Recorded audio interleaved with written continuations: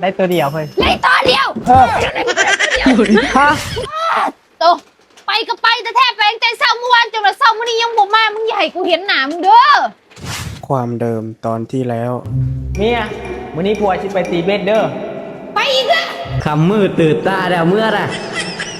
มื้อจังได๋มันยังบ่ได้ป่าอยู่จังได๋เมียกูให้ EP 2เข้ามาแล้วไปหับส้มกันเลย กระทูใจว่าบ่หายกูติ อะไรมึงไปหาปลาลุงไปหาหยังมาปลานี่จังมา อันผัวไปหาปลาแล้วเมียเอ้ย มันสิได้หลายเนาะปลาน่ะ ได้ตัวเดียวเฮ้ย เลยตัวเดียว ฮะเออ นี่มึงก็ได้ตัวเดียว ฟังก่อนฟังก่อน มึงเสียกูฟังหยัง เป็นน้ำมูค่อยเป็นน้ำมูค่อย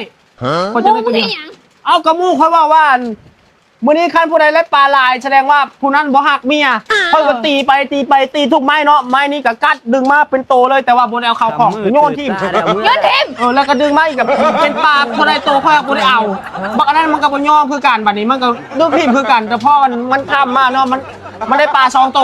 ได้ปลา2ตัว มันได้ปลา2โตแล้วค่อยดึงโตสุดท้ายไล่มาตัวนึงบัดนี้เขาก็เลยยัดเข้าคอกมีปัญหามันว่ามึงได้จังโต2โต5มึงแพ้กูแสดงมึงบ่ฮักเมียมึงได้2โตเพราะว่าเขาได้ตัวเดียวได้กูหักเมียก็เลยว่ามันจนค่ำป่านนี้หั่นนะเฮ้ยจนว่าบ่ยอมกันจนมาแจ้งเป็นมือไม่